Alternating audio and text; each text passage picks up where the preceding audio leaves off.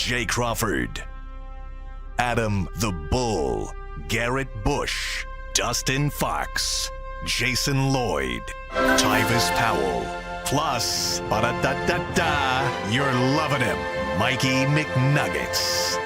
And so many big names, it would take me hours to say all of their names.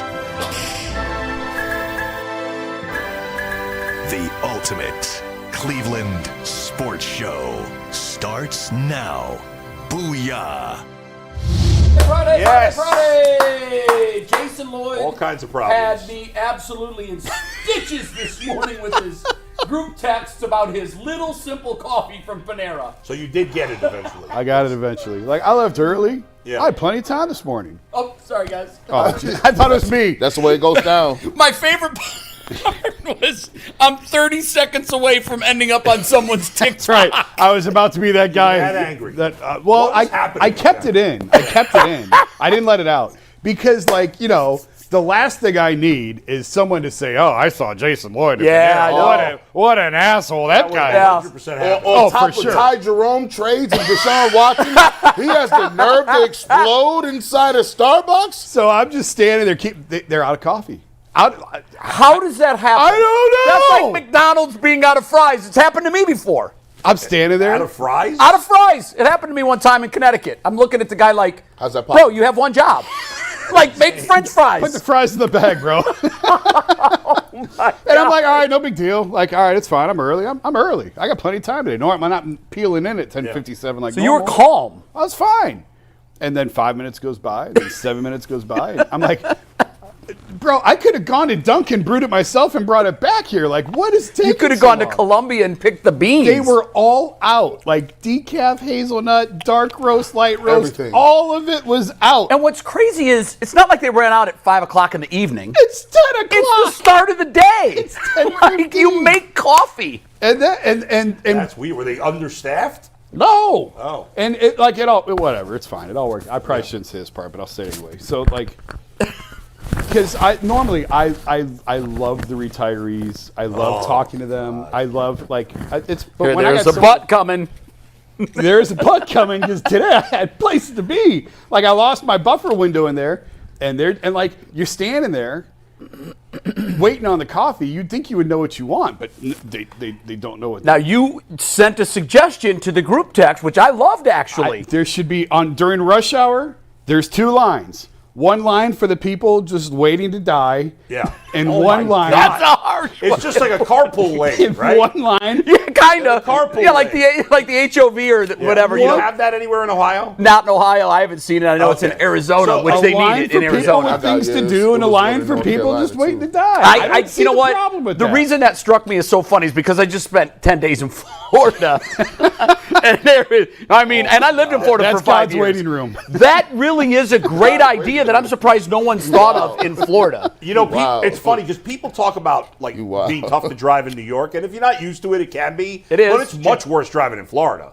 Oh, 100 times worse. They're so slow. Because you've got, in New York, everybody goes fast. Yeah, right. But in Florida, you've got, and even before you get up to them. Oh, my You're God. like, I'm going to predict who's in this car. Yeah. And you Oh. get up and you look, and you can't even, 100%. give them an angry look because they're all huddled over the wheel, and it's terrible. I can't believe we didn't talk about this. You're the perfect one to ask. What is it with I-4 in Orlando? There's constantly accidents. Unbelievable. Every day, 13 accidents That on I-4. corridor, which it cuts the state east to west, it goes from Tampa all the way to the East Coast.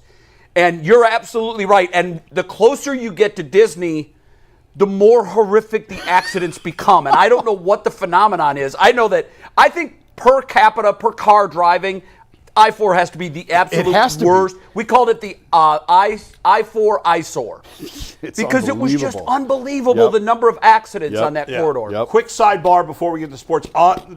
Only very, not really related, but you mentioned Disney. Is it weird for an adult with no kids to go to Disney? Because I think it is. I've always thought that. 100%. That's weird, right? And it's kind of a cult. Yeah. Okay, and you can talk to these people, and they will tell you the voice of every animated character from every Disney animation movie. That's right. Ever. Now, And G reacted. Yeah, you did. Would You you had- go to you Disney? had a physical I could see reaction to Anthony that. maybe going to Disney as an adult. Well, listen, wow, Anthony, you just got labeled. There's a whole culture of people that are into Disney. That's like a Disney is so big. They got so money from those people that they are able to employ Jay as well. Like, think about that. Like, that's how much money they got. Like, off the backs of those people. Like, there's a lot of people that's about that life. Well, now since you went there, now I have to tell the story. One year, this is back when Dave McMenamin was here, Chris Haynes was here covering the Cavs for the Plain Dealer, and the three of us, me, Dave, and Chris, went to Disney. Just the three grown-ass men went to Disney because we had a day off in Orlando. As you know, ESPN employees get free tickets. Free. So we went for free. So because Dave was an ESPN employee. And you get like a silver pass. buddy passes. And then you get all the buddy passes you want. Hey. I gave them away. Like, everybody knew that if you were going to Disney, don't pay for tickets, just call Jay. Call Jay. And I really became a ticket broker. Yeah, absolutely. Another creepy thing about working for them for 17 years, every company email you get starts like this. Dear cast member. Oh. And that was cringe to me. is very cringe. That was really That's awful. cringe to me. But I got to finish this. So it's Yeah. me, Dave, and Chris, and we got on like the test track or something, and I got it sat three across, whatever it was, and there was this mom with her daughter, and then I come rolling in. And she's like, the daughter's like 8, and she's looking at me. Why are you in this car? Yeah, and I'm like, it's the GM test track. Stranger, there's a stranger, mommy, right here. And I'm like, it's okay. Like, I have kids. I'm not weird and creepy. And the mom, That just makes you more weird. and the mom creepy. goes, "You mean you came to Disney without your kids?" That's the only thing that would have made that a better story is if it was G. Bush climbing in that chair with them. I jump in there and be like, yeah, we about to go see Dorothy and the Wizard of Oz, Transformers, all of that, bro. I went there, and by the way, when I got there, made the number one sin. They caught me up, caught the black dude. Y'all white people should have told me what it was, man.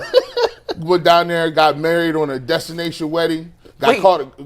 What? Yeah, I got married in Orlando. No, not in Disney. No, not in Disney. Oh, okay. Because I was about to say, you're in the cult. No, yeah, but I had a Michael Jackson impersonator at my wedding. Oh, you told us that. But they I need also videos so bad. Plus, they got me. best. I bought a doggone timeshare while I was down there. Oh, you're that guy? Sucker. You're When I hear those commercials about get out of your timeshare, Yeah, Bush it's is what those it's are. it's a whole industry. Hey, I'm with you. Oh my You gosh! bought one there too? I bought one in Listen, Vegas. oh my Sucker God. You know what got me? I tell you how bad they are. My mom and dad had one for 30 years. Then they moved to Arizona and they were like, this is our destination. We don't need it anymore. Yeah. They gave it to me. You mean? And I thought, wow, this is really cool. Yeah. And then once a year, I'd get a bill for $7,500 for the Maintenance. maintenance Maintenance fee. fees. Yeah. And then when I would Fees. try to book my week, oh, I'm sorry, Mr. Crawford, that week's not available. What do you have available? Well, July 11th to the 18th is available Why in would I do that? Phoenix. Why You would know, I I'm do like, that? what? I almost gave it away. Yeah. I called the radio commercials. You know, are you stuck in your timeshare? Yeah. And they said, we can sell it. They couldn't. They said it was worth $30,000, then $10,000. Yeah. I ended up selling it for $5,000. Oh, wow. I had to pay. So as you getting like, so you have to, when you do a K1 visa, you have to explain all of the assets or whatever you got. And they're like, yeah, you got to clear this up. It says right here that you owe maintenance fees for like 2. So I said, here's what we're going to do. Hey, listen, don't get no lawyers involved. I'm going to give you 5 racks. And you're going to take this back.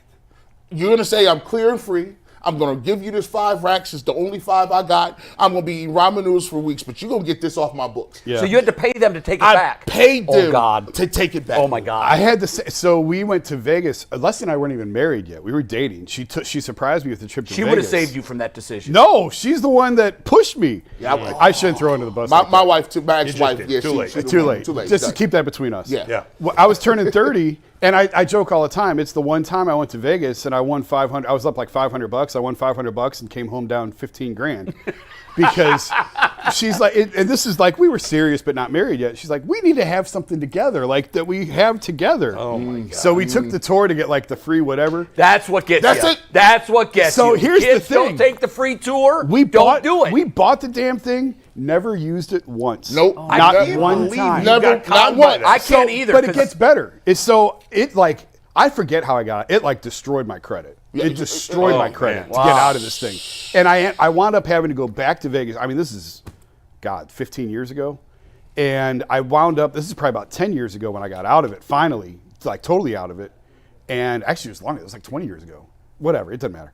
And I was there for NBA Summer League. So I went back to the resort, and same thing. I had to write him a check for I don't even remember how many thousands Crazy. to finally close it up. And then I'm walking through as they're giving the tours to everybody else, and I'm walking through going, "Don't do it! Oh, yeah. It's the worst thing you can do. It's the biggest mistake. SeaWorld is not worth it. If we all know this is a scam, how are they allowed to get with it? Because they prey on young people that love free stuff. Yes. So let me do everybody in our audience a favor, because you're in a good mood. Right. Yes. You're spending money. and you're in a great place, and you want to make sure you come back there every year. The hook line that they get you is, don't you love being here? Isn't this beautiful? Don't you feel relaxed and different? What if you came here once a year and you pay for it up front and you spread it out over a number of years, and it's yours? You own this for 1 week out of the year. That's not how it works out. No. Let me just tell everybody in our audience, because I think our audience is the heart of the demo. It's the 19 to 34 young male who wants to feel like he's getting ahead. Like you're doing something. Like you're doing something and doing building something, wealth. I'm building wealth I'm here. doing something good for my family. Yes. Don't do it. Don't do it. Don't take the free dinner. Don't take the free Tickets to the water park. SeaWorld. Don't do it, because they're not free At all. and you're going to pay for it, and then one day you're going to pay to get out of the deal. That's right. I didn't get Unbelievable. suckered in Hawaii. They tried to get us to do it. And you were smart enough to walk away. Yes. Just walk away. Just say That's no. Don't do it. We got a big show on tap, and we're going to get to Cavs in 1 sec, but the Guardians released some new uniforms, and we're going to touch on that in 1 second. Then we'll dive into the Cavs after a quick word from Hillsdale College. Time is our most precious commodity, so don't waste it scrolling through the same mind-numbing content for hours and hours. How can you spend it to improve yourself? Well, you can take some of the free courses that our sponsor, Hillsdale College, is offering. They have 40 free courses. That's right, free online courses, including Constitution 101, the meaning and history of the Constitution, and Introduction to Free Market Economics. All of Hillsdale's courses are self-paced so that you can start whenever, tune in wherever, and go as deep as you want with readings, quizzes, and discussions. Or you can simply just enjoy the lectures. Go right now to hillsdale.edu/lockedon to enroll. There's no cost, and it's easy to get started. That's hillsdale.edu/lockedon to register. hillsdale.edu/lockedon. Hey, real quick before you go, Steve checks the group and said, imagine those three guys on the teacups. I actually have a picture of me, Chris, and Dave on the Nemo ride. It is hysterical. Find it. Please find it. Put it at the end of the show. I'm going to spend the We show need looking that. for it. We need. Well, you know what we also need, and this has come up on the show before, and I don't know how we haven't pressed him for it. We need video of the Michael Jackson impersonator at your wedding. Do you have that get video? I think I could. I think if I didn't purge it from all records, Yeah. if I didn't purge If that, there's no video, it never happened. right? I'm gonna look for it, bro. I'm gonna look for it. I think I can find it. Oh my God! I know Jason has that picture because he showed it to me before. So, Jason, when you find it, text it to us, and we'll get it on I tag showed board, it to you? but Did I? You Did you know yes. that? By the way, I'm sorry, Mike. Did you know that Samuel L. Jackson and Stevie Wonder are both cousins of the Jackson family? I did not know that. There you go. No, I did not know that. Go ahead, Mike. Sorry. Real Wow. quick, because then we got to spend some time on the 13-0 Cavaliers as they get ready for 14-0. But the Guardians unveiled their new uniforms for 2025. I just want you guys' quick reaction to these new uniforms. This is the new alternate away uniform. And if you want to go to tag board and start switching, we'll go to Gee, the you're next our one. uniform guy, so these don't look that They don't look different any to me. I don't know. They changed. This one was slanted last year. Now the Guardians is horizontal. It is no Well, the longer piping on the slanted. sleeves and the neck are also different. This the gray, You know what I noticed out of all red these? Go ahead trim, and go to and the last fourth one, one. and then you can comment. This these is the are flyest one, I the think. new alternate. Instead of saying Cleveland, it Yeah. has just the C. Like it a lot. I like that. That one. actually, that looks like a spring training jersey. and a lot of It does, them. but I like it. And why are they? What's up with the material? The material ain't heavy. Like when I Don't you remember? You can see through about it. The yeah. pants. like that ain't it. Like they gotta have that thick material. That's the difference that set it aside for like guys that like jerseys. Like when you get you an authentic baseball jersey, the thing that makes it hit the different is thick and heavy. It's the thick and it But got Jay, some girth to it. Didn't the players, before Nike took over, when Nike got the contract, they did a survey and they asked all the players, how can we better improve the product? And I think everybody complained that the old Majestics were too thick and heavy, and they wanted a more breathable, lightweight material. And I think this is what we've got. Well, what they got was see-through. Yeah, well, they went too now far. they did fix that. And the lettering on the back was awful. Too tiny. Yeah. This looked like lingerie, bro. This is something to spice your relationship up. This all see-through and stuff. Like it's lightweight. It's tearaway. It is different. It looked like spring training. You know how they got the spring training hats, and you'd be like, oh yeah, they're not wearing no spring in real. That's games. the JV uniform. That's them is the man. But I like the City Connect jersey. I like that one too. Like, are they going to come out with them every year or? Here's the answer to that question. Sure they are. Yeah, of course. That's awesome. By the way, did you see the Tampa Bay Rays are going to play in Steinbrenner Field? Yeah, to start, at least. I think it's the whole season. Oh, okay. Yeah. Initially, I was talking to a guy down in Florida who I used to play baseball with in Tampa. He works for the Rays TV network, and he had said, it looks like we're going to start there. So maybe they've I already just made heard the it's going decision. to be 26 before it opens again. Yeah, Stadium. wow. So, Yeah, what a nightmare. Yeah. Well, when are they building the new one? When's the new one opening? It hasn't really been officially I don't think approved. It's all been in the talk stage. It's not in. Right. Oh, They're I thought it was repairing farther the stadium. along. I thought it was No, gonna and I happen. think there were some who were thinking that because of the storm, all of this would be expedited and they would start to break ground on it immediately. It's going to take a couple years to build this new stadium. Sure. Man, you know what I realized on a jersey tip?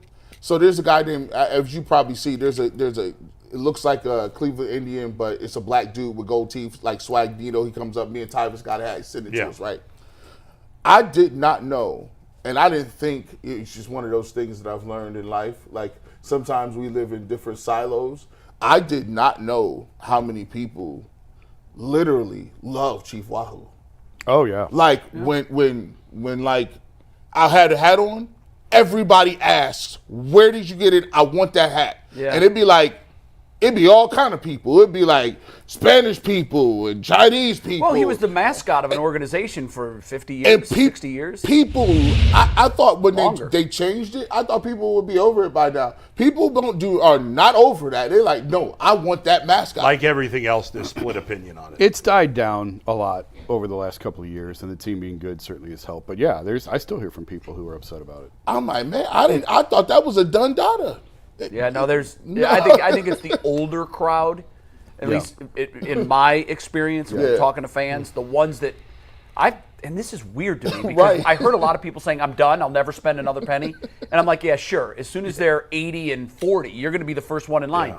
And I keep hearing from people that are like, oh, no, I don't even watch them. I'm like, well, you're only hurting yourself. Yeah, that's silly to me. Or a lot of them still just wear the Chief Wahoo to the Progressive Field. Oh, There's a ton I still think it's an 80-20 split, old gear to new gear. I still see way more old gear than new. All old way gear. more. Yeah, I didn't know. But shout out to those jerseys. I like the gray ones slightly. If it ain't see-through, I don't know if I could wear it. I got to have a shirt up underneath that, but let me see when we get that off. I just saw in the last one that I hate the logo. I think it's terrible. The baseball with the but it looks like they're minimizing it. I saw it on the sleeve of one of those, but no hats. Like it's the C on all the hats. I do think that just through their own market research, they've realized that a lot of the fans think that is cartoony. Yeah, it's it not looks like clip art. It doesn't have a major league feel to it. Yeah. So I think what they'll do is they'll slowly wash it out and start over. Yeah. I've seen artists, like just independent artists, that have come up with their own Guardians logo that looks 100 times better than what we've selected. It is weird that such a in general well-run organization came up with such a bad logo. Yeah, but there's so many talented artists out there. Well, in truth, I think the way the whole name change was rolled out, I think they fumbled that too. Yeah, I think that because I think they underestimated the pushback they were going to get from the fans, and it was just thrown upon us so quickly and so abruptly. And it didn't help that the Chiefs didn't do nothing with theirs or the Braves. No, because they were told that, look, there's going to be no Braves, there's going to be no Chiefs. We're going to be the in this Seminoles together. are going away, and then they were like, psych. Nah. Cleveland's the sucker. We're going to keep our. And they still did the tomahawk chop. Yeah. And they had the Chief come out with the flaming spear. They're like, damn. They're just living up to all of those stereotypes. Let's talk a little Cavs, guys, because they do deserve the majority of our attention today. You can tackle all your NFL action Make your shots in the NBA and cash your bets in Major League Baseball on FanDuel, America's #1 sportsbook. Right now, new customers can bet $5 and get $150 in bonus bets if you win. The FanDuel Sportsbook app gives you everything you need to place live bets on the NFL and NBA all in one place. So when you get a hunch in the middle of the game, you can check out the latest stats, view live play-by-play, and so much more on the same page where you place your bets. Just visit FanDuel.com/UCSS to join today. Never waste a hunch. Make every moment more with FanDuel, an official sportsbook partner of the NFL and NBA. Guys, the Cavs are 13-0. They have a chance to go 14-0 tonight against the Chicago Bulls. But are they getting enough national attention for this historic start to the season? They're one of just 6 teams ever to start 13-0. But are enough people talking about what the Cavs have done in the first 3 weeks of the year? It's funny. Mike asked me that we were talking about today's show yesterday. After the show yesterday, and Mike asked me this question, or you may have actually asked me before the show yesterday, this question, and I said to him, I don't really watch ESPN anymore. You know what, Bull? It's so Unless funny. It's a game. Here's what I said. I don't know. Yeah. I don't either. Yeah. I used to DVR Around the Horn and Pardon the Interruption every day. Those were the must-watch I would watch shows. Cold Pizza. I would watch Sports Center. Like, ESPN was just on all the time. Yeah. Now, I never watch it except for a game. Let me ask you this, Bull, and Mike, Yeah. I think you'd be a good test case for this. I noticed that as I got older, sports played a much, much smaller role in my life. Yeah, definitely. You have kids. Yeah. They have plays. You have things that are going on. Yeah. And even when I worked there and I had to stay up on what was going on with everything, Right. I still watched, but I think 80% of my free time when I was in college, ESPN was on the television. That's That's right. all I had on. That's I it. never turned the Always. channel. And I think as we age, we kind of put sports in its proper perspective. It's not the end-all, be-all. Yeah. And I'm curious, Mike, I think you're probably on the cusp of that. You're not married. You still play pickup basketball. You do fun things that married old guys really don't do. How much is ESPN a part of your life? And how has it changed from the few years ago when you were in college? I watch it when I'm eating. I can't start an episode without finishing it. Oh, really? Yesterday, I'm very. If I start something, I have to finish That's it in the interesting. moment. So if I have 20 minutes, I'm just turning on SportsCenter to watch whatever's on for 20 minutes because I want to start an episode of a documentary or an hour-long TV show. But I used to wake up every morning and watch SportsCenter, every morning, even until I was probably. Do you 25. get a sense that that's the way college kids are living their lives today? Well, there's a big part of this that we're missing. Social media. Well, absolutely. Digital, yeah. So, I love Dan Orlovsky. I think he's phenomenal. Yeah. I don't have to watch. You can get all his ESPN. clips right on your I'll get phone. all his clips on my phone. I agree. So I don't have Right. to sit there and watch the whole Right. show. I'll just Yeah. go to exactly what I want. I actually watched, because Mike had asked me this question, I decided I'm going to watch one ESPN show tomorrow, or yesterday. So I watched Pardon the Interruption. And their only topic involving the Cavs was the second story. Their lead story was the Thursday night football game. Right. Their second story was, what is the biggest story last night in the NBA? Is it LeBron's third straight triple-double, Wemby scoring 50, Giannis scoring whatever he scored, almost 60. 57. Or the Cavs What did they winning decide 13 was in a the row. biggest story? They both, first of all, they wasted 2/3 of that segment being annoyed. This was such an old man on my lawn on the lawn thing. They can be that way. They were annoyed. And I understand. I find this annoying too, but I wouldn't have wasted the whole segment on it. But they were annoyed that people keep saying Wemby's the youngest guy to do this. Because guys can come out out of high school now, or 1 year out when you couldn't. But they ended up talking about Wemby the whole time. So that was pretty much So a de the facto Cavs didn't big even get a story. mention. And both, I told you this on the call this morning. Yeah. On SportsCenter, the night after that happened, so it would have been yesterday. Yeah. They had three basketball topics in the A block. They went LeBron triple-double, Wemby 50, then the Cavs going 13-0. Wow. So there is, I've said this before, there is an absolute East Coast bias inside the building at ESPN, 1,000%. It's because everybody that is in management is a Yankee fan or a Red Sox fan. They're all East Coast based. Most of them went to school at Syracuse. Most of them are from New York or Massachusetts. And when they're driving these morning meetings, they're in their own silo. God, the Yankees won 6 in a row. We got to lead with that. Yeah, but what about the no-hitter that was But it does seem in terms of football that Dallas gets the most. Yes. Well, football is a little and different. Basketball is mostly the Lakers are number one, especially with LeBron there. No, I agree with that. But yes, certainly there is a New York bias. I'll even switch it to say that it's a coastal bias now. Yes, yeah. I think that the coastal, and look, that's the population basis, and these executives have access to information that all the worker bee anchors didn't. Right. They can look at and see where the numbers are coming from. And even though, and I'm making these numbers up, even though maybe 27% of the Cleveland AD, and Cleveland is one of the biggest ESPN supporters. They were when I was there. I don't know if that has changed. So you might have 27% of men that are available to watch TV that are watching ESPN. That number is still tiny compared to the 4% of people in New York that are watching. Right, or LA. So it's a numbers game. And they used to tell us all the time, we're about gathering viewers. And we know if we lead Cowboys, we're safe. We know if we lead LeBron or anything East Coast, we're safe. So, there's an absolute bias, but I get it. I think they're losing. I think they lost their eye. Like, they lost their eye in the pulse of what it is. Like probably 5 or 6 years ago, people realized that YouTube was it. Like, you gotta think about it. Like, I could go on YouTube, right? And I could search out specifically what I want, right? And I could find local, I could find it pinpoint, I could find somebody that only talks about what I care about. And if I want to watch the national stuff, all I got to do is watch the highlights. I could watch the highlights of a football game in 15 minutes. It shows me all the plays, and I'm informed. Yeah. Basketball is even better. 9 plays, the best plays, and I'm informed.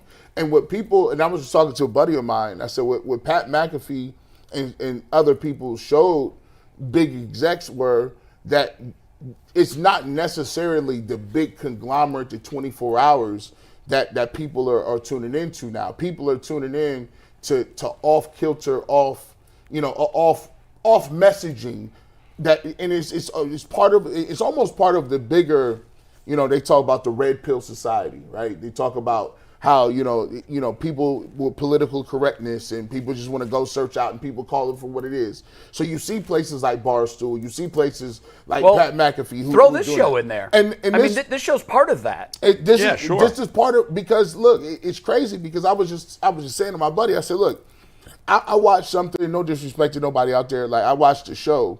It was Nathan Zegura and it was Joe Thomas, right? And they were talking to Browns. They had Browns people on there. And I looked at the views, and I'm like, dog, that's the Browns. They own the content. You got Joe Thomas on, but it's not doing crazy numbers. And what I realized is that people want to talk about it in an unfiltered. Do you think it's establishment versus? Yeah, the Rebels, the Renegades? 100%. 100%. That was going on as I was leaving 100%, ESPN. There were major internal discussions. If you remember, they went into business with Barstool for one show. Yeah. One show. Yeah. And Disney executives saw it and they're like, oh, that's not it. That's not what we're about. That's not our How brand. did they not know that going in? Well, here's the problem. So sometimes when the left hand doesn't talk to the right hand, yeah, there were executives inside ESPN that they were well aware of this movement, let's call it that was outside the establishment that was coming. And this was still the cusp of it. And they felt, well, we want to be relevant and on the cutting edge, so let's go get these guys. What derailed it were the suits in Burbank that looked at that and said, that doesn't align with our core values. Yeah, right. Well, now Pat McAfee, and this is what's stunning, now Pat McAfee's on there dropping F-bombs. Yeah. Right, so what happened was, one of the suits that was, I think, protecting the old way, I won't say his name. I've mentioned his name on the show before. Yeah. He was my neighbor. I knew him very well. He got into a pissing match with Pat McAfee. Guess who won? Yeah. Pat McAfee. And the executive is gone. This was a 30-year, well-respected executive, and Pat he put won. him on blast on the air. Pat mentioned him by name on the air, which, by the way, 5 years earlier was a fireable effect. You wouldn't have finished your show. You wouldn't have been able to clean out your desk. Security would have done it for you. If now that executive is gone, and the outside the establishment guy is still running things. for the next cycle, I suggested to all politicians, you show up at Pat McAfee's show. I'm not lying to you. I'm not lying to you. Pull up. That's who people are listening to. That's it. That is it. Most people don't want like this old school, lame, like boring takes from guys who work for the team and are just going to tell you. Don't work like No, that. they do want. Rosy. You know what they want? Guys sitting. Barstool was the perfect name. Yeah. And they were the ones that really Right. cracked the code. And They now just there's a hired lot John of Gruden, people. by the way. I know they did. And I saw his first He was appearance. awesome yesterday. And isn't I'll be he the watching. perfect? He is an outcast from the establishment NFL. Yeah. Now he's going to be a star on Barstool Sports, and the NFL will hate every second of that. By And the way. speaking of stars, we got our next guest ready, who is a Speaking star of in the NBA establishment. world. Yes. Yes. And we're going to bring in Tim Legler after a quick word from a new sponsor to the Ultimate Cleveland Sports Show, Mint Mobile. With big wireless providers, what you see is never what you get. Somewhere between the store and your first month's bill, the price you thought you were paying magically skyrockets. But with Mint Mobile, you'll never have to worry about gotchas ever again. When Mint Mobile says $15 a month when you purchase a 3-month plan, they mean it. You can say bye-bye to overpriced wireless plans, jaw-dropping monthly bills, and unexpected overages. Mint Mobile is here to rescue you with premium wireless plans starting at just $15 a month. All plans come with high-speed data and unlimited talk and text delivered on the nation's largest 5G network. Use your own phone with any Mint Mobile plan and bring your phone number along with all your existing contacts. You can ditch overpriced wireless with Mint Mobile's deal and get 3 months premium wireless service for $15 a month. To get this new customer offer and your new 3-month premium wireless plan, go to mintmobile.com/LockedOnNFL. That is mintmobile.com/LockedOnNFL. Cut your wireless bill to $15 a month at mintmobile.com/LockedOnNFL. $45 upfront payment is required. New customers on a first 3-month plan only. Speed slower above 40 gigabytes on the unlimited plan. Additional taxes, fees, and restrictions apply. And with that, we are thrilled to welcome on Tim Legler to the show, ESPN's NBA analyst. How you doing today, Tim? I'm great, man. Wait, did Jay Crawford just say I represent the establishment? You are the establishment. Yeah. I am the establishment. No, Am Tim, I first of all, established or the establishment? That's what I'm- I want to give you a shout out. First of all, tell people where you are, what time it is, and you still said, yeah, I'll come on, no problem. I am in San Francisco right now. It's 8:32. I wouldn't miss this with you, man. Come on. I'm here because I'm doing the Warriors-Grizzlies game tonight, so I'm calling a lot more games this year, man. It's part of my new kind of expanded role with them a little bit. I'm still doing my studio gigs, but I'm getting a lot of games now, and I am really excited to get the Warriors tonight. Grizzlies are shorthanded, but I saw them on Wednesday night. I called the game against the Lakers, and they still are a team that fights. So I'm expecting a really good game tonight. I'm calling it with Mike Breen. So first time I've called a game with Breen, so I'm very excited about tonight. I'm excited for you. I know you've wanted to do that for a while. I always thought you were going to end up as a general manager or even a coach. We had many conversations, you and I did, about perhaps taking that avenue. But I think this is a perfect role for you, and I've caught some of your games. No surprise at all. You're doing a marvelous job, and that looks like a nice new home for you. We have to start with the Cavaliers. We opened our show asking, is the national media missing this story? The other night when they won their 13th in a row, which puts it, I think, as the 6th longest winning streak to start a season in the NBA, they were the 3rd story of the A block. A, are they getting enough attention? And B, does that even matter? Who cares? I agree with you that they probably haven't gotten enough attention for this kind of start. And look, we all know why that is. Going into the season, and there's always sexier storylines than that, and that's what we're going to focus on at the start. There's new faces, new places. We're always going to focus on certain players and teams coming into the season. We're 3 weeks in. It's at the point now, though, the number has reached a level that people are starting to take notice, obviously, as they should. 13-0 to start the year.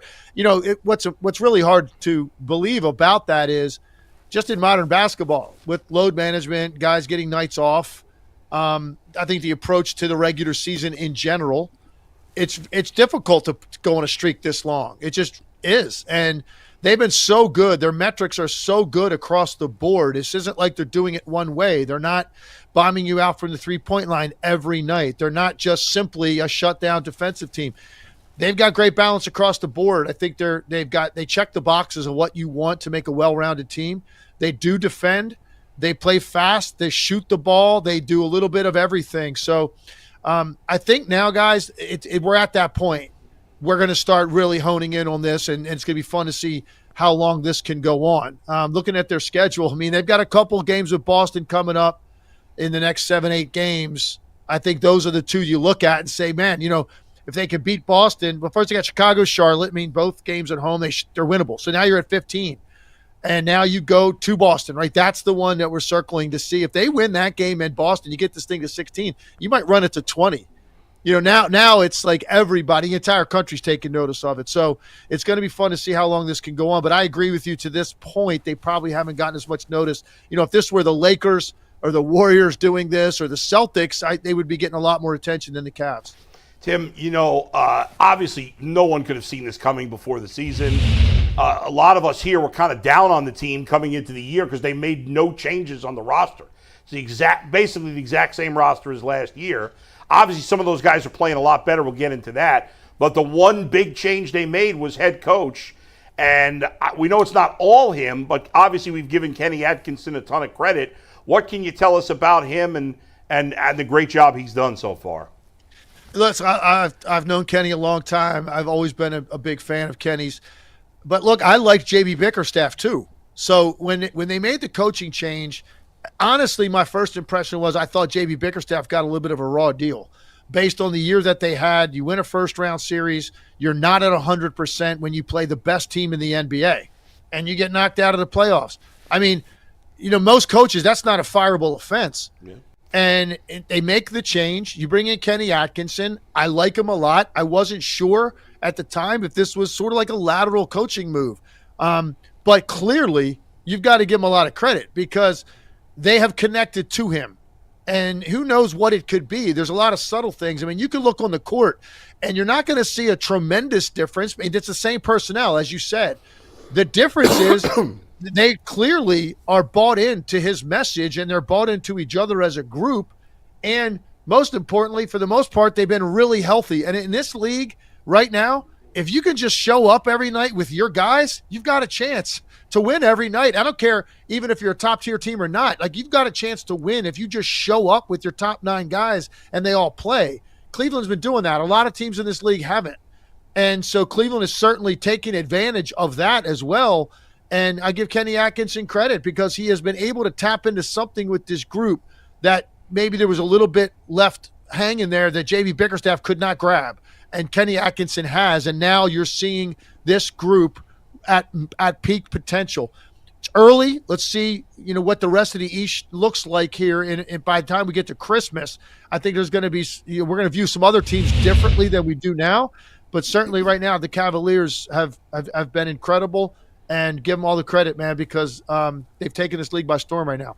Tim, I'm so glad you mentioned that about JB because I kind of said the same thing, and he laid the foundation for this. And I think a lot of fans here are like, God, he was awful. Look at what was right underneath him, and he wasn't able to figure this out. And I don't think that was it. But one thing that's clearly changed is Evan Mobley, and Kenny has unlocked something with Evan. What have you seen from him? How much of this is Kenny putting him in better positions to succeed? And how much of this is just Evan Mobley saying, this is year 4 and I have to do this. It's now or never for me?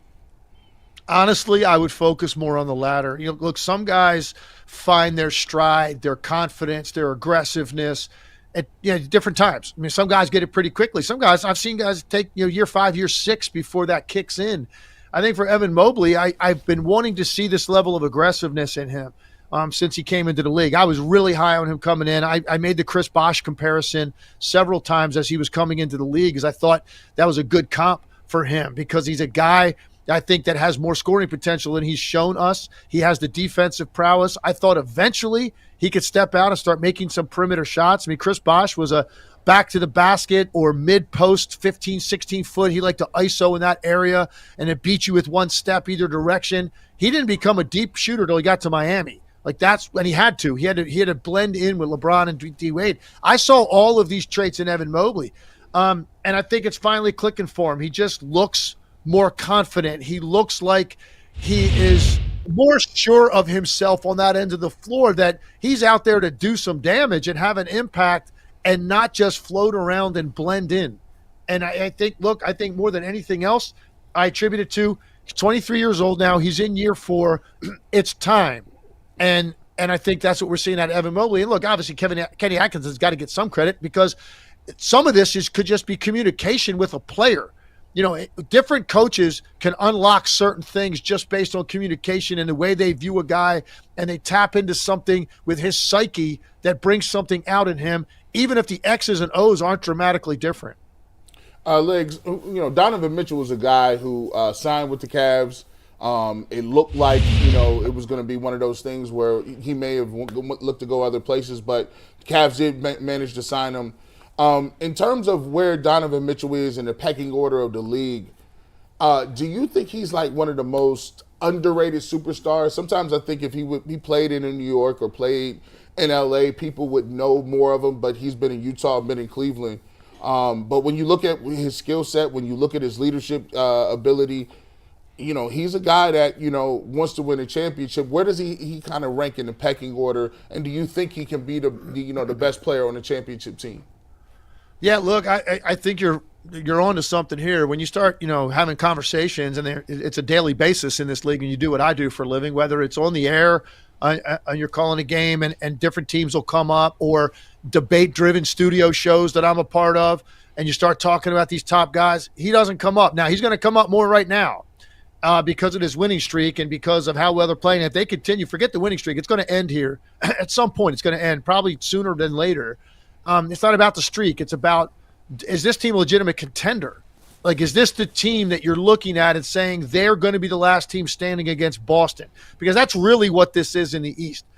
Boston won a championship. Boston has the most versatility amongst their starting 5. Boston's the team that you're looking at. That's the measuring stick for everybody else in the Eastern Conference. So you don't even think about, hey, can we win a championship? It's, can we be the last team standing to go toe-to-toe with them and give yourselves a chance to beat them? When these conversations come up, Donovan Mitchell is not usually a part of those conversations, and I think he should be a part of those conversations more often. The one thing he really gives them, when they run out of the tunnel every night, they know they've got a guy that can be the best player on the floor on any given night, no matter who's out there. And that gives them a swag. He wins any matchup that's in front of him. Donovan Mitchell is capable of beating that matchup. And not every team has one of those guys.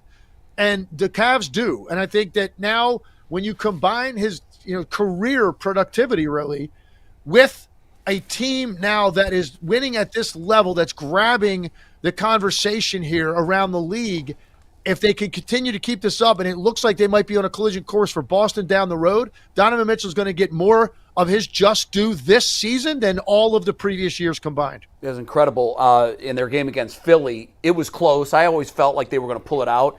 But Donovan Mitchell stepped up and became that superstar in the last couple of minutes, and it was because of his play where they pulled away. He was doing a little bit of everything. We haven't talked yet about Darius Garland, and he's a real enigma because this is a guy that was playing at a very high level, at an all-star level just a couple of years ago. And last year, whether it was because of the injury, whatever it was, it looked like somebody else had invaded Darius Garland's body, and that wasn't him. But the old Darius Garland is back.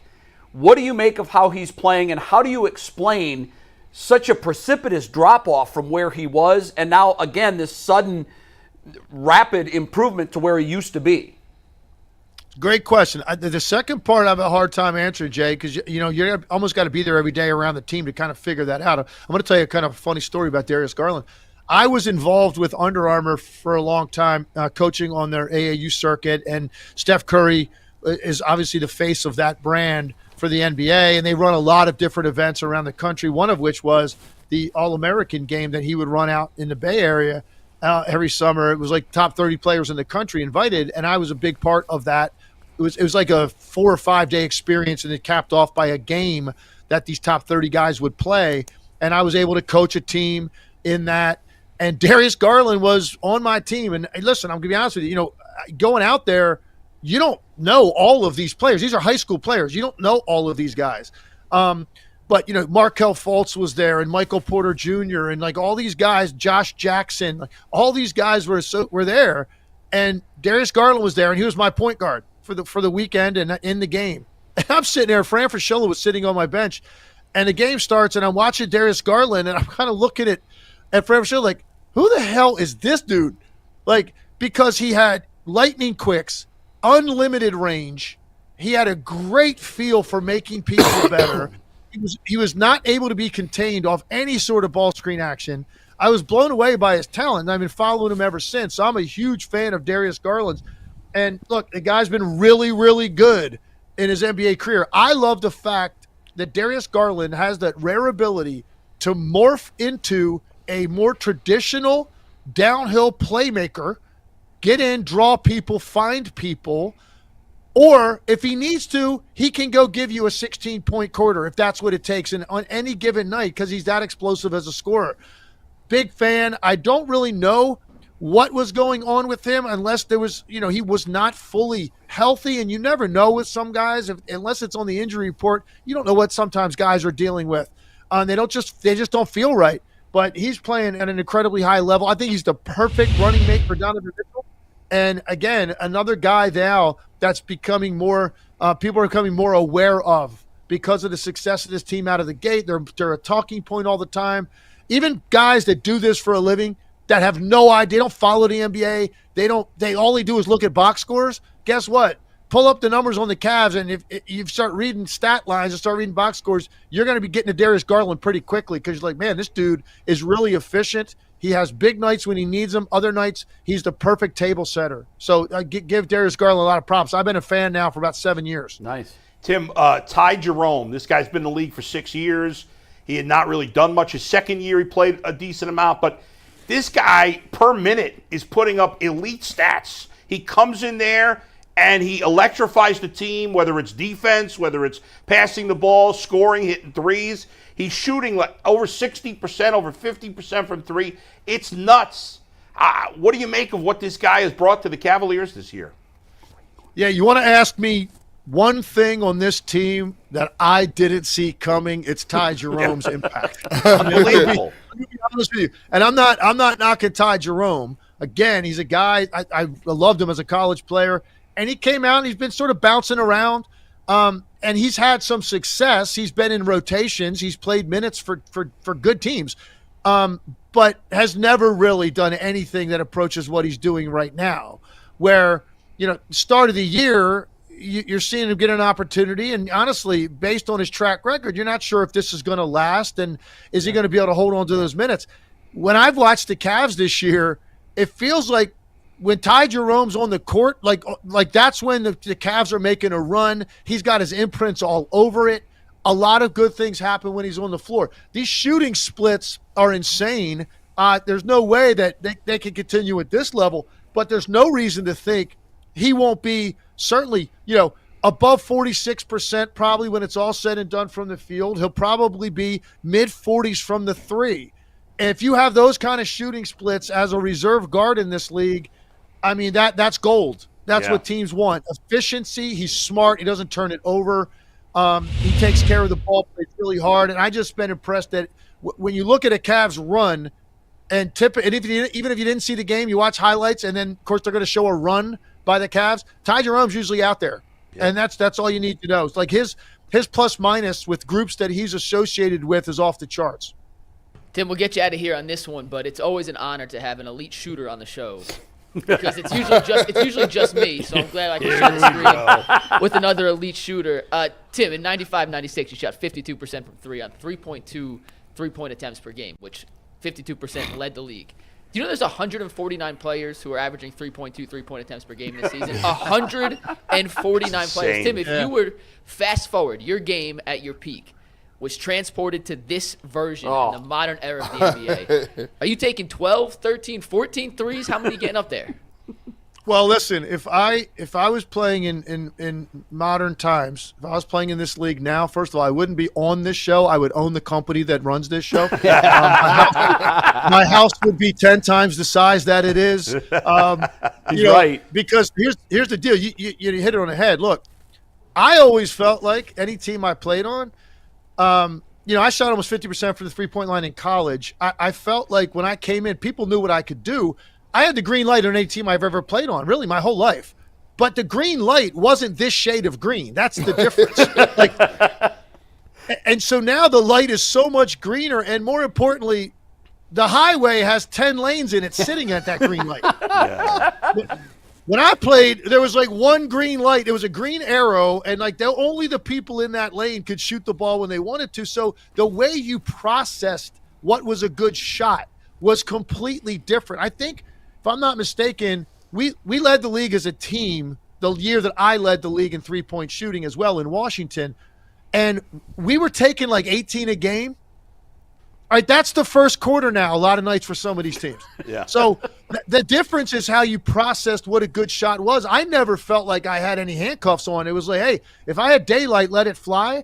The difference was just I knew that wasn't considered a good shot.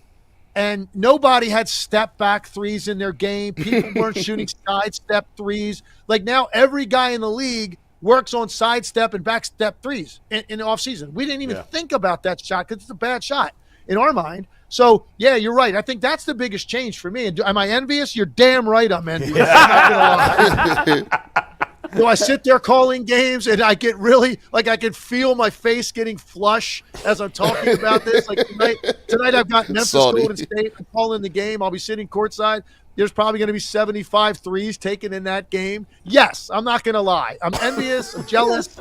I wish my parents had met 25 years later. I was just going to say, you were born 25 years too soon. Oh, that's awesome. Legs, you're the best, man. It's always great to catch up with you. Good luck tonight. We'll be listening. All right. Appreciate it, guys. Appreciate Thanks, it. Tim. Awesome. Tim Legler. Check him out on ESPN at Legs ESPN on social media. Thanks again for Tim for joining us today.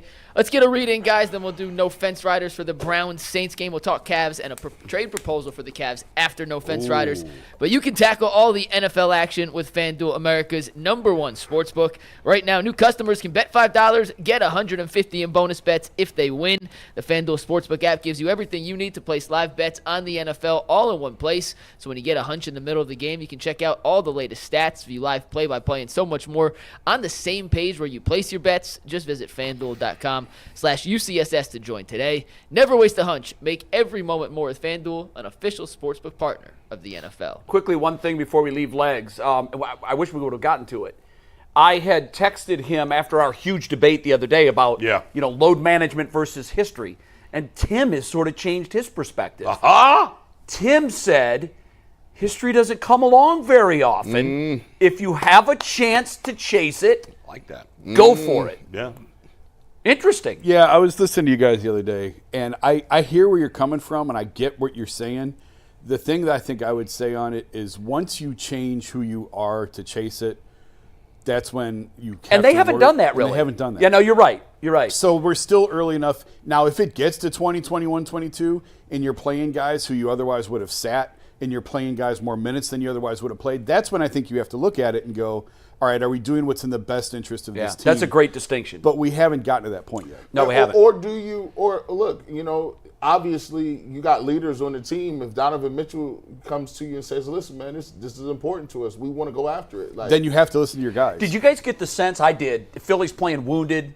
I got the sense that they've got the biggest bullseye on their back right now. They're going to get everyone's best effort. Oh, yeah. Philly was balling. Yeah. They wanted to be the one that gave them their first blemish. And I've talked about that before, about teams just don't play hard. They're playing hard every single night because the other teams are playing hard. They have to. Milwaukee played their asses off. Especially Chicago did the other night. They'll play hard again tonight. Yes, no doubt. they are getting everybody's best shot right now. And especially if they get to 15-0 when they play Boston. Boston's going to want to ding them. Off the charts that game. Yep. Yeah. I'm glad that's a national TV game because to Tim's point, if they get that, then they become the lead story on SportsCenter every night they play. No doubt. If they win that game and they're 16-0, it changes everything. I mean, if they get to 15-0, I think I have to get on an airplane. And you know how I feel about getting on airplanes. So that tells you where I'm putting Panera this. Air? Right. Yeah. Never. I also appreciate, by the way, Tim kind of acknowledging the fact that maybe the national media that we obviously don't pay as much attention to as we once did are kind of sleeping on what's happened so far. And real quick on that, because we didn't get very far in that conversation before we had Tim on. I think we screwed around too long at the beginning. Number one, the national media's pride. How much did you ever hear about Oklahoma City last year? Yeah. They had the best record in the West. Nobody ever talks about them because they don't have Minnesota. That, Minnesota has, I mean, Shai Gilgeous-Alexander is one of the biggest stars in the league, but people don't ever. No one knows about it. No one talks about it. No, it's the middle of America. Minnesota has problem. a little bit more star power, I felt like last year with Cat and with Anthony Edwards. Yeah. But so from the media perspective, no, the Cavs probably aren't getting a ton of talk. I do think that Warriors win got everybody's attention, and that's going to keep building. But I'm telling you, within the league, if it depends, who do you want to listen to? Yeah. Do you want to listen to us on the national level, or do you want to talk? Or you want to listen to what the league has to say? Because the teams in the league that I've talked to very much believe this is absolutely real. And yesterday was a clip of Draymond talking. Oh God, he was gushing. I saw that. Baron Davis. Yeah. He was great. I mean, I got him for literally a minute and a half walking out of the Warriors locker room when they were here the other night. Right. And he said all of that, and obviously he expounded on that on the podcast with Baron. But that's exactly what he was like, because you could tell when guys are just giving lip service and when they're being honest. Draymond was being 100% authentic when he said they just did to us what we've done to teams for. And you could tell the way Baron Davis was asking the questions, and like he was kind of nodding his head, like Baron Baron Davis was totally buying it. Teams around the league absolutely feel this is legit. This is so fun. I get the same sense, Jason, from the guys I don't think they listen. It's 13 wins. It's a great story here. Like, I don't think you should garner national. We're leading with the Cavs, because the Cavs really don't. Legs talked about Donovan Mitchell being kind of an unsung, superstar. But if the Cavs don't have, the drama, they don't have marquee, huge, out front names that you say, oh, this is must watch. So they got to get to 20. Yeah. They got to get to 21 before we start doing that. The Cubs and the Cowboys are the only non-coast teams that moved the needle at all. But the Cavs did when LeBron was here. Yes. That's why I'm glad you brought that up. Stars drive it. When LeBron was here, it wasn't even a conversation. Right. Cavs were at the top of the show. But they don't have that LeBron type force and right again, now. How much did you hear about Oklahoma City last year? So the Cavs may get some run now while they're on the streak. As soon as the streak ends, they're going to become Oklahoma City. Right. Absolutely. In terms of national and attention. I'm good with that. But one other thing that I think fits to this conversation, obviously I work at The Athletic, and we have totally flipped as a company. Like when we launched, it was very much local. We're going to cover every team, We don't do that anymore. How do you do it? We are a national company now. They look for national stories. Like Is that the Times influence? Absolutely. Yeah, we're owned by the New York Times. Sure. So they want national. They want you to write from a national perspective. You are no longer. So we don't have a Cavs beat writer. I hear from people all the time, we need a beat writer. We're not getting one. Like, they're taking more away. They're not adding to, because they're trying to go to more of a national. And that sucks. Because, you're not writing the nitty-gritty day-to-day of like a Karis LeVert hamstring strain. We're not going to write about that. But we try to do more deep dive in totality. So you hope that the quality of what you get is better than just the quantity of I just think in general, I don't like that we're doing that. I agree with that, but I like the think pieces that you guys do. Yeah. To me, what separates you guys from everyone else in print journalism right now is that. Yeah. And I would love it if financially there was a model where that could exist, but I understand that there isn't. Yeah. And that's why the Times has made that pivot. Absolutely. They want pieces that are written on the Cavs that they'll read in Sacramento and Houston and New York. And so now you're doing treetops, but deep dives on those treetops. I don't know. I think Zach writes great stuff about the Guardians. Oh, he's sensational. Yeah. But even Zach, I don't know if I should be saying this. They're pushing him to do You're not more. supposed to say this yet, I thought. Don't say it. Yeah. Go ahead. Let's move on to defense writers. But real quick, let's put a bow on it. We have heard from NBA editors of we have to start paying more attention to what's going on in Cleveland. It's time to start digging in. David Aldridge was in Philly this week, and he picked up Embiid's first game. He picked up the Cavs, and then I think he got was that in Philly last night? The Commanders game, was that in Philly? Or yes. Washington? It was in Philly, yes. Yeah, so I think he did No, I'm sorry. It was in Washington. Oh, was it Washington? No, it was in Philly. No, it was Philly. It was in Philly, gosh darn it. It was 100% was in Philly. I didn't watch 1 minute of the game last night. But I didn't either. So anyway, DA was there to cover Philly, and then he did the Cavs, and then he did DC. He did the Commanders. But and so we're going to start throwing more resources at the Cavs, other people picking them up when they're, and obviously I'm going tonight. But we, as a national company that fits into this conversation, we are very much looking at them as a national story. Good. That's good. The case study is the Denver Nuggets. Denver Nuggets, people didn't really pay attention to them. They're like, hey, this is a good story. They got Jokic. He's a center. He's not really a super duper guy that's recognizable. He doesn't have a big personality either. He doesn't, so when you watch the Denver Nuggets and they win a championship, yeah, they were great that year, but still, Denver Nuggets is not leading nothing. Well, that's why the casual fan was like, whoa, Denver pulled this off. Right, yeah. And until the Cavs have to do something like when they finally or if they beat the Celtics in a 7-game series and go to the finals, people will then wake up and say, "Oh, okay, we'll talk about you next year," and they'll start to have guys that are ascending. And that's another edge that football has to put a final bow on it. Is that Put your bow on top of my bow? They'll boot out, like they'll schedule a Giants Cowboys night game because those markets but they'll boot them out late in the season for a Bengals Chiefs game. Sure. Which are small markets. But they're that's the big game that teams, America wants to see. So, yeah. Because more people watch that. We're not going to get the Ravens-Steelers game here Sunday because it's opposite the Browns. Oh, yeah. That stinks. Wow. And I've heard from a lot of Browns fans this week about how that sucks. They'd rather watch. They didn't move that game to 4 o'clock. I'm stunned by it too, Bull. I really am. I wonder what they have. Do they have the 4:25 game this week? They must, because I know those. The Browns are on Fox this week. Somebody told me that they're not going to get the Steelers-Ravens game here. I don't know if that's true or not. Maybe they were just assuming. Wait, the Browns aren't. No, it's the visiting team that. It used to be that way. Now it's kind of Browns are on random. Fox this week. Oh, well, you know what? The person that told me that must have thought the same thing I did, that it's the visiting team that determines. And I think that's part of the flex rules. Someone was telling me more flex rules yesterday I'd never heard of. Yeah, I can't keep up with them. I can't keep up with them because they're all different for each network. And you can flex Monday night games, Thursday night games, and Sunday night games now. You can flex. We them talked all, about that on Wednesday, didn't we? Yeah, earlier the week. Yeah. All the rules are weird. Let's play no. And they're all real different. quick though, because I want to get to this hypothetical trade at the end to bring a bow back to the Cavs because this one. That's 6 bows. They've got a lot of bows. It's Chris. He's got triple wrap. Bows Always on triple bows. wrap. So we'll do no offense. We're gonna fly through some of these because. Yeah, it's the Browns. Nobody cares. Yeah. People first checked out. For real. No, we don't want to say that. If nobody cares, we shouldn't be talking about it at all. So people do care. No, people do care. They still care until I don't like care. 10 losses. I don't We care. can't talk about rushing through, Mike. Let's just do it. I don't care. Stop rushing through. I'm on the record. I don't care about the Browns this week. Well, you've been dead inside for a long time. And when Jason says, "I don't care about the Browns," start the clip right there.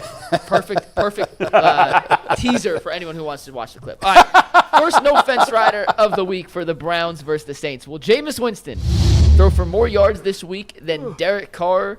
Jason, Earl, G, Tyvis, J, and Bull all said yes, he will. Myself and Dustin don't think it's gonna happen. Dustin in the Nugget. I think they're gonna run the ball a lot. I'm predicting a big Nick Chubb game. I That's feel why they went could under. be behind and could, it could be one of those games where they're just slinging it around all over in the fourth quarter that means nothing. I think we have seen ceiling and floor of Jameis. Yeah, we've good and seen bad. the very best he can give, and we've seen the very worst. I think He'll Jameis land is going to somewhere play in the well middle. this week. The Saints aren't very good. The He Browns should be- aren't very good, but neither are the Saints. Jameis should be motivated going back and playing his Yeah. old team. The Browns coming off a bye have more time to prepare. Right. Jason is 1,000% correct. Forget the no offense riders. I put this on Twitter. I said, man, our Browns fans checked out. It's the most comments that I done got in a long time from. It was countless Browns fans that are like, yep. This is a horrendous game to watch. It's really is. And I'm not that guy. I do Ultimate Browns. I got to do a joint today. Make sure you check out and I watch it. almost put a topic in the TV show. Is this the least interesting Browns game we've had in the Oh, it's league? awful. And This then is an Bull reminded me awful that there game. were some other ones. Mike Well, wasn't their here game for all against the the bad Saints years. 2 years ago on Christmas Eve when it was 0. That was another one. It's like, There's been a lot of meaningless November and December games, unfortunately, but here. this one is devastatingly bad. bad. It's early to have one. By the way, I had Ravens- said that this. earlier. I think that I've measured more apathy towards the Browns this year than any other year I can remember. Ravens Steelers is on. Good. I'll be curious to see what the ratings end up being between Ravens and Steelers and Browns Saints. In Cleveland? Yeah. I think the Browns will still win the time Yeah, slot. sure, they will. but They will. Not by as much as they but I normally wonder do. how much it compares to most weeks when there's The, Yeah, right. The worst place you can be is not win-loss purgatory. It's quarterback purgatory. Yes. Yeah. All right, next one. Will Nick Chubb have more rushing yards than Taysom Hill has total yards? Taysom Hill had a 77-yard touchdown called back last week. So if you didn't know that, you missed out on a potential big play. However, most of us knew it because Dustin's the only one who said, no, it's not going to happen. The rest of us all think Nick Chubb's in for a big game. Wow, I'm surprised Dustin said no. I mean, big game is relative here.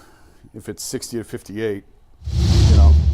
I mean, big game is that over 100? Taysom Hill's a weird player because he Yeah, could you have can't 0 predict what he's yards. going to do. You can't predict what he's He could going to have do. 0 yards. He could have 80. Like Yeah. you never know how much they're going to But use him. the reason I went yes is, to me, Nick Chubb is a safer bet Sure, absolutely. to be in that range than And you Taysom think Hill. maybe coming off a bye, it's now a month that he's been back. The Saints are not very good. You guys all said that this was the game that you had circled for right, Nick Chubb's and I thought, explosion game. I have less confidence in that Jason, now, you're but- looking like, no, you'd like to have that back. That's when I'd like to have back. Why?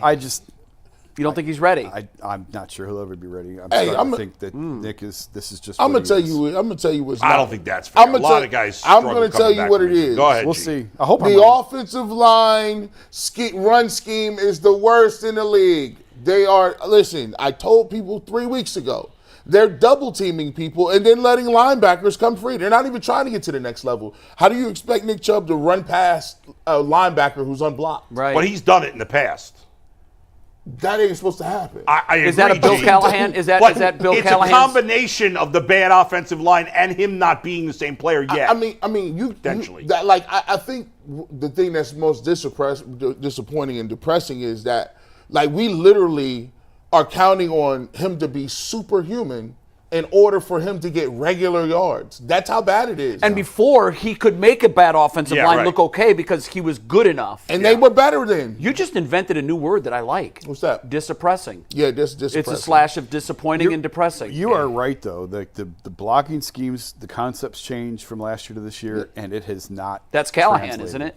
Yeah. I think some of that is. Yeah. sure. And it just hasn't translated. Callahan was the run game coordinator, so yeah, when he's gone, whoever comes in, unless they were picking up and just copy and pasting what they had previously done, they're going to change. You know Why what's- wouldn't they have how done they that? block.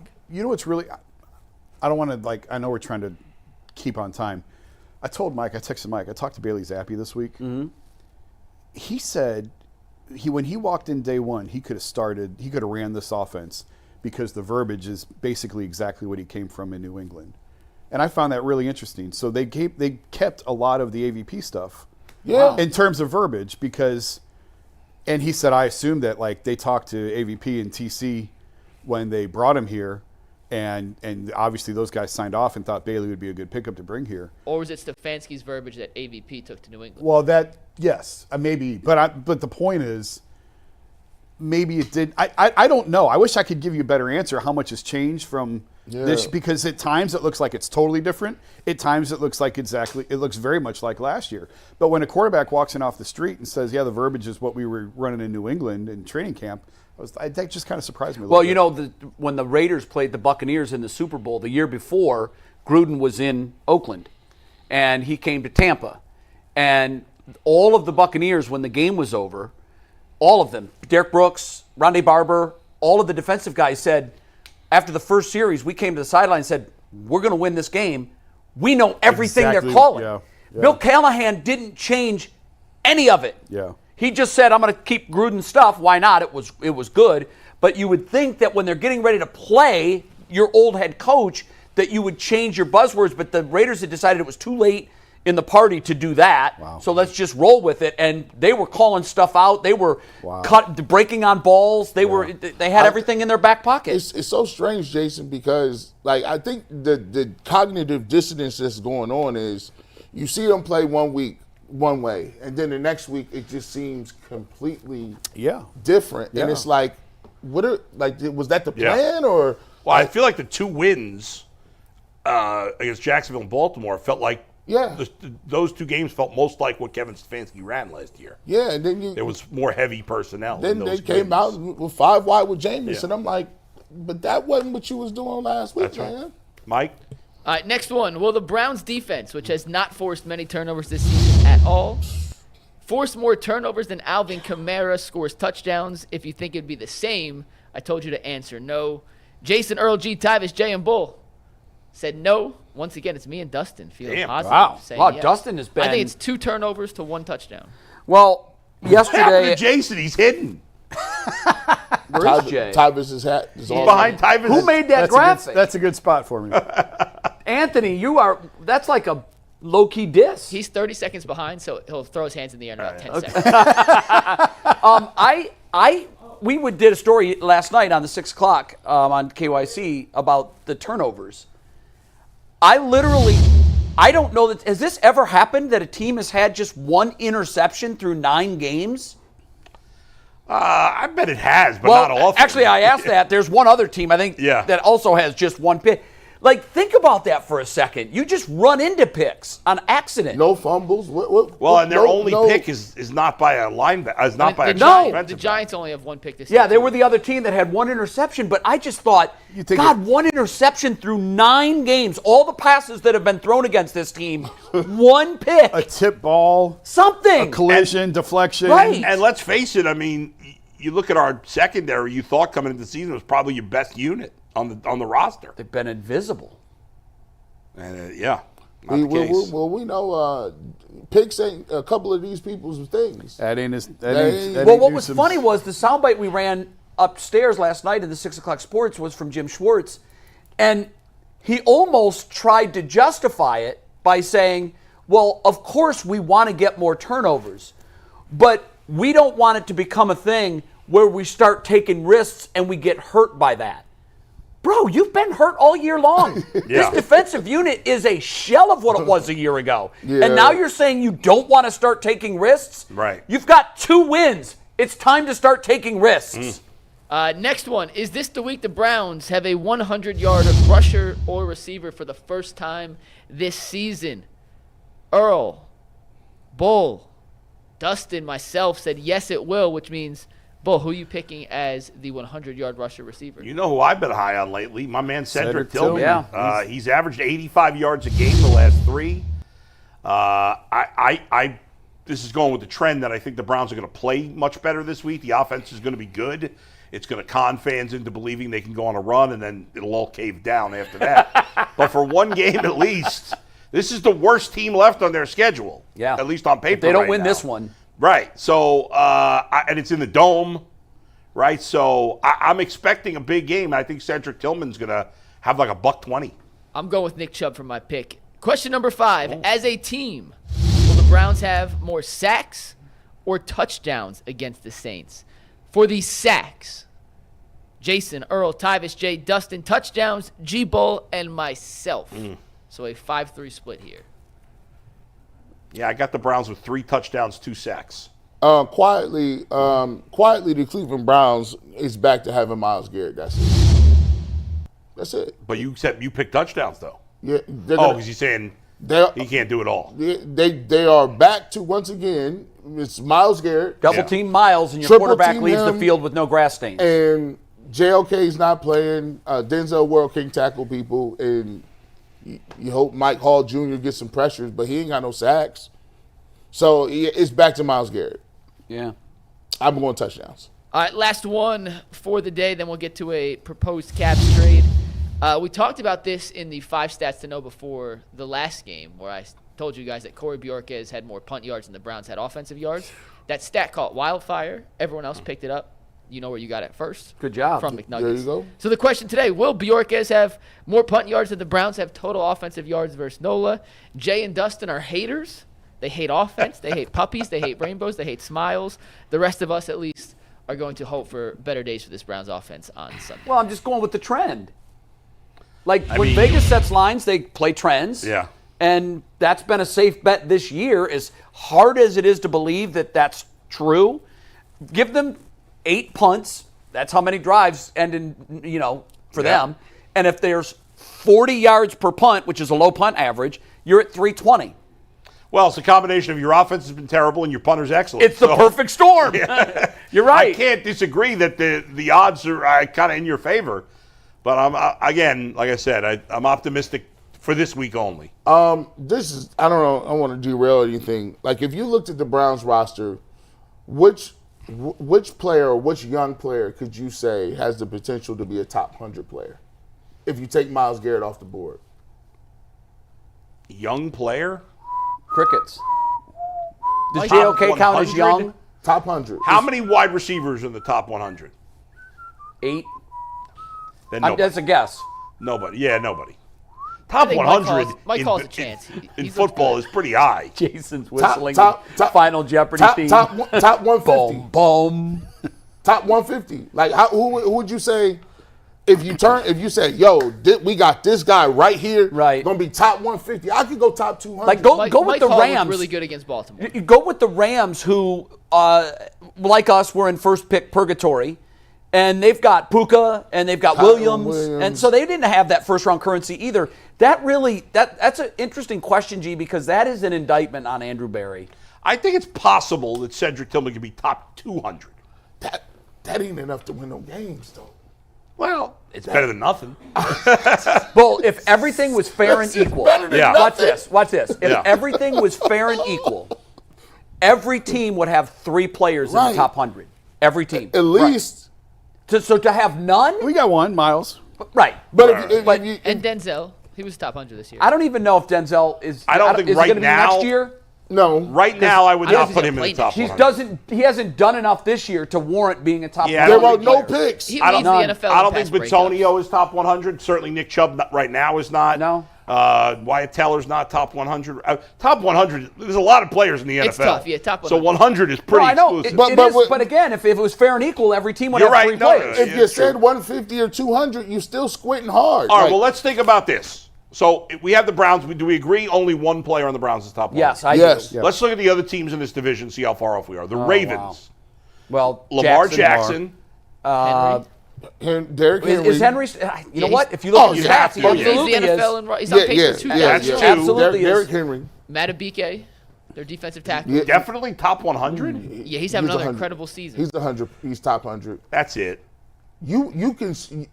I mean, they got Humphrey's not anymore. They've got some receivers. I that like are Zay probably Flowers, top but he's not 100. top Zay 100. Flowers to Roquan me. Smith.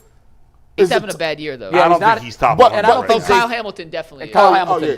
So that's 4. Definitely. That's Four guys right there. Okay, That's I don't, 4. and I don't know about their offensive line. I don't know if they have any. The Bengals, Joe.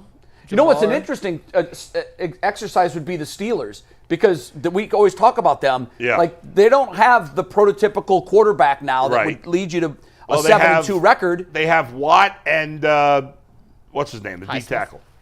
Cam Hayward. Watt and Hayward. And Mika Fitzpatrick. Mika Highsmith is Fitzpatrick. 3 guys on defense for sure. They don't have anybody on offense top 100. Unless you want to talk yourself into George Pickens. I don't. But George Pickens is Was better. that a serious question? I said unless you want. It was a suggestion. Top 100, George Yeah. Pickens? I said unless you want to talk yourself. I'm not Stop saying he it. is. But Stop if the depressing part is he's Then better. look at the Bengals. He's better than whoever we got. And Bengals the probably have at least 3. For the Bengals, you have Jamar Chase, you have Burrow, Hendrickson. Hendrickson. So each team has at least what the league average should be if it was fair and equal, except for our team. Yeah. That's wild. That's an Andrew. You're pointing Yeah. every finger you can at Andrew Berry. It's also a lack of first-round picks because that's where a lot of those Yeah. guys You're will right, come but from. I bring up the Yeah. Rams. They had no first-round currency either, and they hit on Williams and they hit on Nakua and they've hit on others. Yeah, let's think about those guys on those 3 teams. So the Bengals guys, that's 2 first-round picks. Trey Hendrickson was not a first-round Where pick. was Hendrickson? I'm not sure. They Mike traded looked for that him, up. right? Pick. Fourth round free pick? agent. Free agents, right? They he picked was- him up he as a was- free no, agent. right, but he was but fourth where round he- pick in the Saints. Saints. Yeah, but I wonder where he was drafted. 4th-round pick. that's For the man. Steelers, Mika Fitzpatrick. Watt was a first-rounder. Minka was a first-rounder. Hayward was too, wasn't he? I think they he all was. 3 were first-rounders. Yeah. And the Ravens, Lamar first-rounder. Henry was a second-rounder, I think. Yeah. It's just again, it's remember. more. Because running backs weren't going in And the Kyle first round when Hamilton, he I don't came know. out. He was first-rounder. Yeah. But so. what's crazy is it just does shine a light back on the trade. Why when you give up 3 first-round draft picks, you might just Gotta hit. dismiss it. You've got to hit on your 2nd, 3rd, and 4th rounders, and we Yeah, have. well, and you got to hit And on the the guy players you gotta- traded. got to hit. Well, that's a given. I mean, if Yeah. you're giving up 3 first-rounders, it shouldn't even be a question as to whether or not he's going to be a home run. Right. This guy's a grand slam home run in the bottom of the 9th with 2 outs. The running back for the Bengals, Brown. Where was he drafted? Late. Late. He's not a top 100 player. I love him, but he's not a top 100 player. Okay, we got. He's got a lot of upside. You got He's playing Brown, really well. and then you got Jerome Ford. Oh, I mean, Brown's way better. Clearly, what we've shown Yeah. here is that the other teams in our division are performing at what should the league average be or above it, and we Yeah. are well below it. Now, the Guys, Bengals' record is 4-6. They should be better than that, but we'll see where. I still think they're going to grab the 7th You know what's seed in the interesting playoffs. about 4 and 6? Yeah. It's like you can say this about any team in the NFL. They've lost 2 games that were in their hands. Right.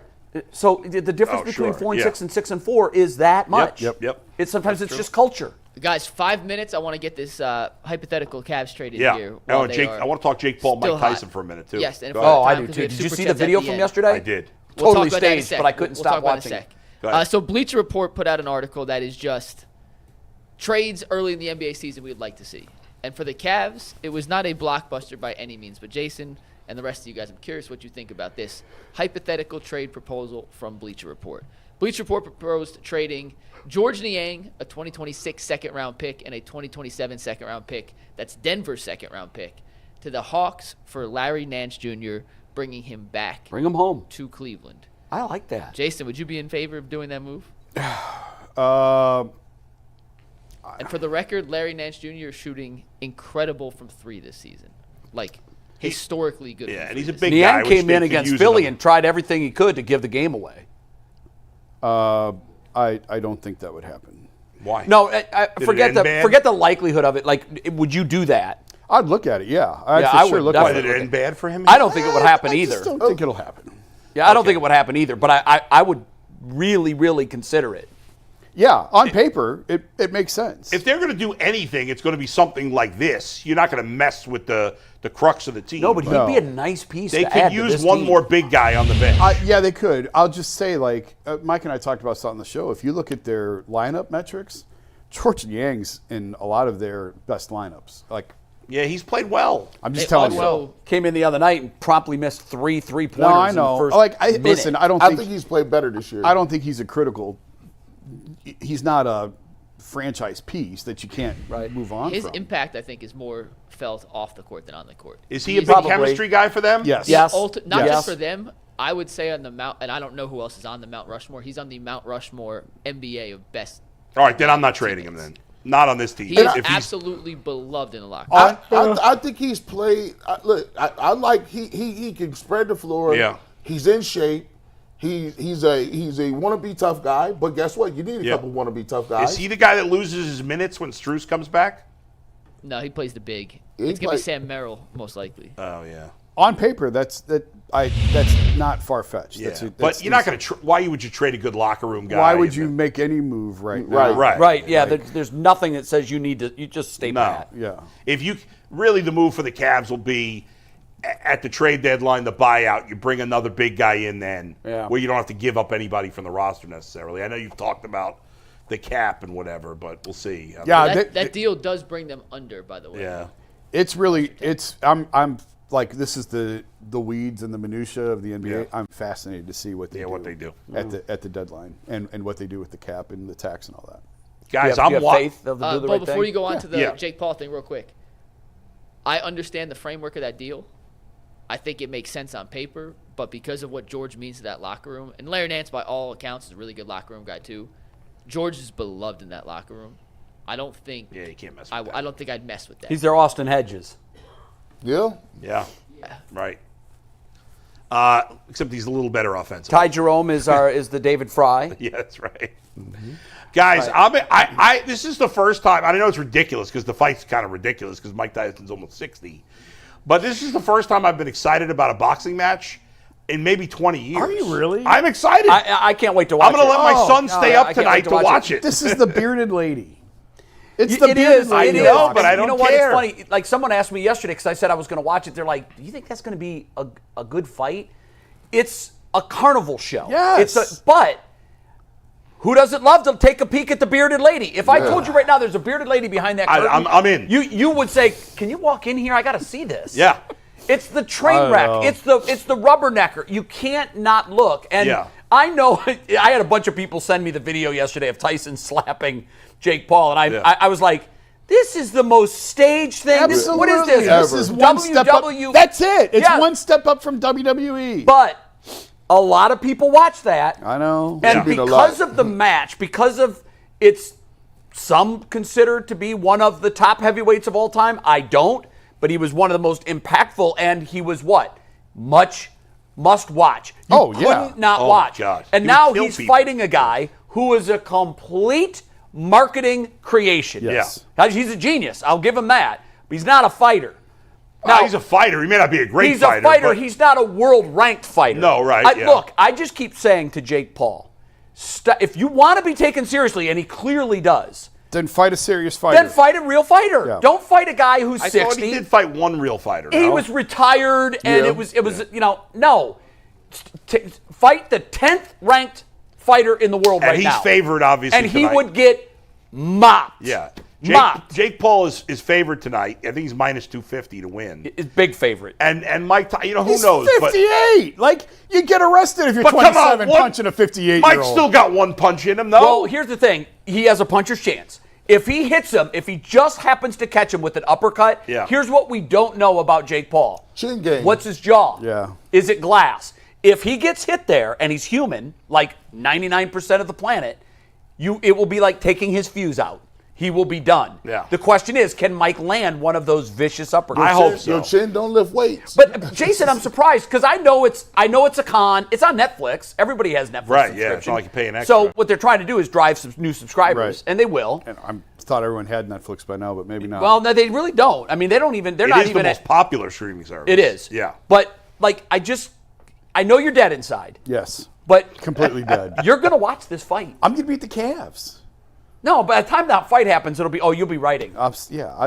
I will probably pull it up and watch. Yes, so I guess I'm a hypocrite. But Yeah. I'm really not interested at all. No, if you really weren't interested, you wouldn't even watch it. You just admitted you're going to watch You're it. curious. but I'm you not- have to admit you're curious. I want to see Mike Tyson kick his ass. I don't know if that's possible. I do too. But that's what This is a big fight weekend for Cleveland because Stipe's fighting Saturday against John Jones.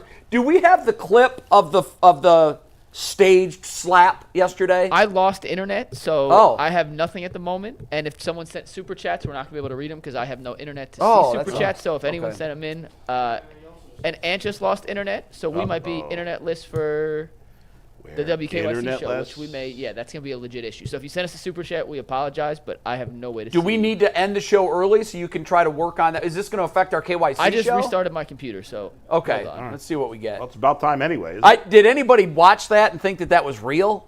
I did. I'm not going to lie. You thought that Tyson I mean, really I wasn't slapped him on looking at it purpose? that carefully. I thought he slapped him. I wasn't, watched like, it 5 studying times, frame by frame. I'm looking Yeah. at, Jake didn't even flinch. Yeah. Right. Listen, Jake is a genius. I got to give the man he his is. due. He is a genius. You don't have the millions of followers he has unless you're producing something that people want to see. Right. So he does have that connection. But long in the fight game has been the rigged news conference showdown. yeah. That, once upon a time, there was a real We'll see you on KYC. Peace. showdown at a news conference. Damn. But And his